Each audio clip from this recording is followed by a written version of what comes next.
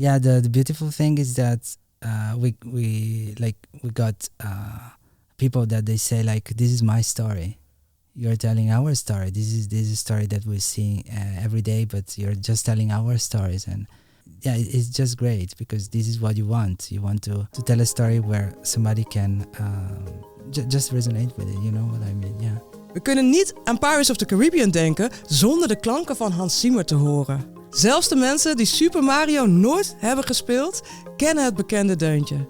Dat is allemaal mediamuziek. Ook in Nederland hebben we mediacomponisten die op hoog niveau muziek maken voor films, series, games en reclames. Daarom zetten wij hen graag in de spotlight met de Buma Music and Media Awards.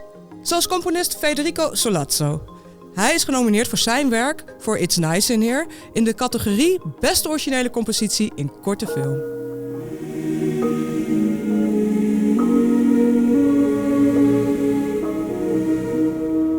I will always have the courage to hold myself. Mijn naam is Amber en dit is Buma Music in Motion, Behind the Track. Federico, welcome. Thank you. To start off, we are the only one talking in English today. Where are you originally from? I'm from Italy. From Italy? From the Northeast, next to Venice, yeah. And what did bring you to the Netherlands? It was random, actually. So I was a session player and for a Sony artist, and at a certain point they canceled the tour. And I had nothing to do in that summer. You know how it works when you're booked for months. And then we just grabbed the car with my now wife. And we got to Rotterdam in a beautiful place at the Kralingzoom without knowing that it was a beautiful May. And then somehow we got in. And then, that was 12 years ago. You're still here. Yeah. You stay there. We talk about the short movie, It's Nice in Here. How did you get involved in the project? Yeah, I've met the director, Robert Jonathan Kuyers, a few years ago at Manifest. There was a lovely event in Rotterdam, only for animation lovers, basically. It was a show and tell event. And there was a nice click. We just started talking, and then we were just in contact. And then I think a couple of years later, he approached to me and it's like, I'm working on this, and would you be interested in making the music? And then it was a lovely journey together. Yeah, it happened. It's Nice in Here. What is the movie about? Yeah, the movie is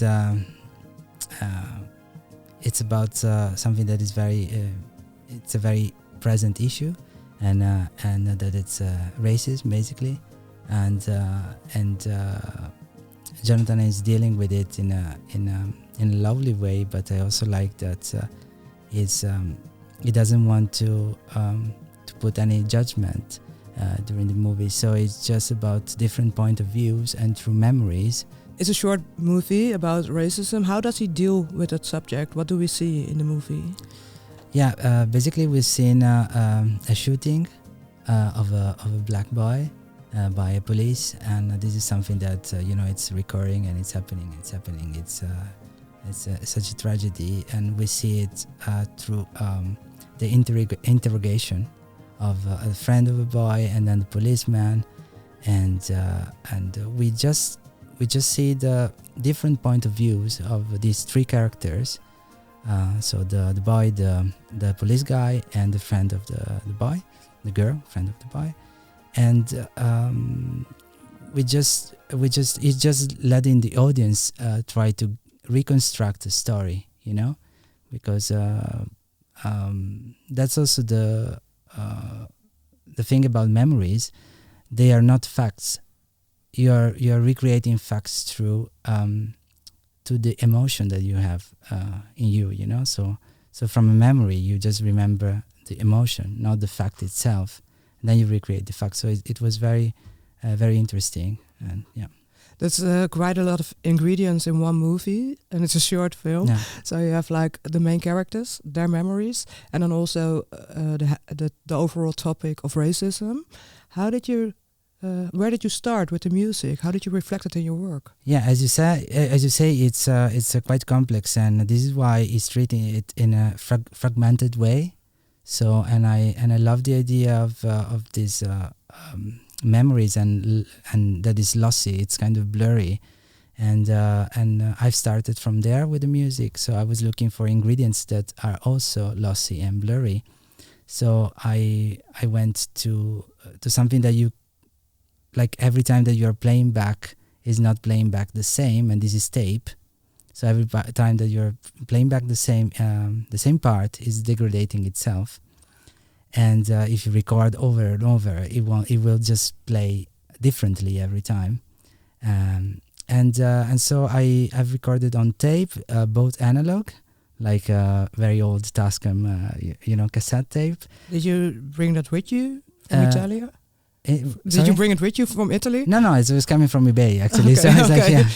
Wow. And then from another like a kind of glitchy digital tape machine. And then I started collecting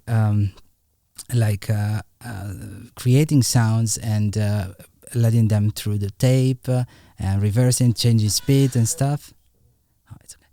And but another thing that I really liked is that I wanted to give each character and point of view a different kind of flavor and sound. And for me, one thing that is not still used enough in especially in mainstream movies is the reference tuning.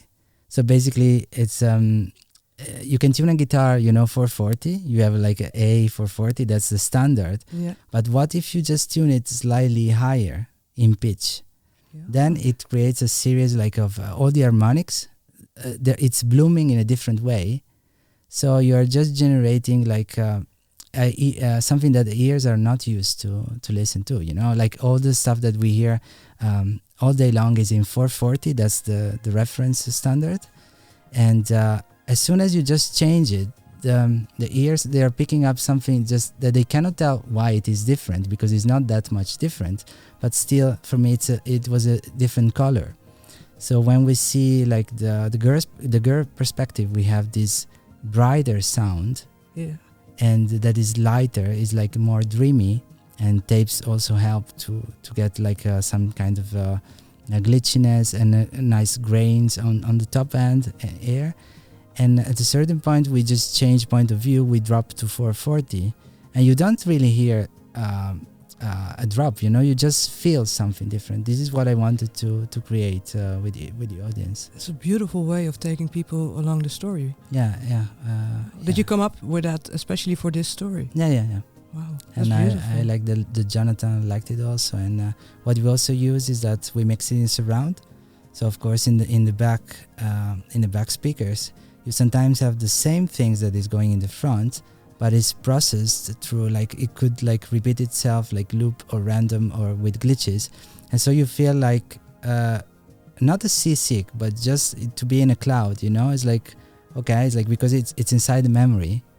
So you want to feel you are in a specific place that doesn't exist, because again, it's coming from your emotion. And you are recreating it in that present. And so this is also what we did. That's really interesting. So it's like kind of an in-between world. You're not in the real world, but you're still... Yeah. You're more in somebody else's mind then. Yeah. Wow. Of course you want to draw in the audience and let them feel comfortable in this new place. So this is why with the music is especially, it's opening up with this higher pitch. Just to drop them into something that is slightly different to lock in. Yeah, amazing. The film got premiered in Cannes Film Festival. It was also shortlisted for the Academy Awards, the 95th Academy Award of this year. Can you take me with you to the premiere? How was it for you to see it on a big screen and your music with that film? Yeah, I've been there with Jonathan. It was very nice. It was very sunny, very hot. Was not ready for that, but no, it was amazing. But especially the important thing is that you want the message to resonate with people. This is, I believe, what is very important about this piece of work. What is one of the responses you get on the movie? Yeah, the beautiful thing is that we got people that they say like, this is my story. You're telling our story. This is a story that we're seeing every day, but you're just telling our stories, and yeah, it's just great because this is what you want. You want to tell a story where somebody can just resonate with it. You know what I mean? Yeah. There's a beautiful message that your music is also like a part of something, of a bigger story. Yeah, definitely. Yeah. Yeah, it's always a thin line because you don't want to. You just want to. I mean, it's like magic. You just are getting people in, and you never want them to go out. Otherwise, you just break the spell, right? Mm. So it's about that. So music, the best compliment for a composer is I didn't hear your music. This is also some friends, they told me it's like I heard the story through the music, but I didn't hear the music. So it's like this is the best compliment that somebody can tell you. So amazing. One final question: if you look at people, you got on a road trip with your girlfriend, came from Italy to the Netherlands, and you settled here. Your wife now. Yeah. What would you say to young people who like are musicians and what they can learn from your way of making music for media, in this case a short film? So it's a beautiful job, and it's about collaboration, and it's about the teamwork. And I understand that at the beginning you can see it like people stealing it from you, or just that there is no space, but there is space. There is space for everybody because everybody's bringing something on the table that is unique. And it's a team. And the beautiful thing are coming out with beautiful people and beautiful energy, I believe. And I believe it's always a team that is the winning thing. And one more thing, that to listen to the gut feelings, to your gut feelings. This is something that has always been very strong for me. Mm-hmm. So it's like if I have. It's basically like if I have even a no in my instinct, out of 10 yes, that's a no. It's like if it's not a clear yes, it's like, of course it takes risks. I mean, it's a risk, but on the long run, I think it's you won't have problem to see yourself in the mirror. You know, it's like okay, I'm doing what I am, so that's this is eventually what. I believe you want to do in this. I don't know. Is that the thing you are most proud of for this project? Yeah, this project was very, very challenging because I write a lot of orchestral music, and with this is completely non-orchestral, so it's more textural, ambient, and very atmospheric and synth based. But I'm also very comfortable with this kind of like synth music. So it was challenging just because I wanted to create. To start without the template, you know, it's like and working with Jonathan was amazing because we locked into working with adjectives and adverbs, never talking about music, even if he understands very, very well music himself. But basically, it's like somebody giving you a blank canvas, but also giving you like, okay, you can only use the yellow and blue, and then go. So it's that was a challenge a bit, like, okay, we have to tell this in this way, and but it was super exciting. Yeah. And yeah. Thank you so much for your energy here and for your story and for your beautiful music. So congratulations on your nomination. Thank you. Thank you again. Yeah. Thank you so much. Dank voor het luisteren. Het werk van de componist vind je in de show notes. Daar vind je ook meer informatie over de Buma Music and Media Awards. Volg deze podcast als je nieuwsgierig bent naar de verhalen van andere componisten en het werk wat zij hebben gemaakt.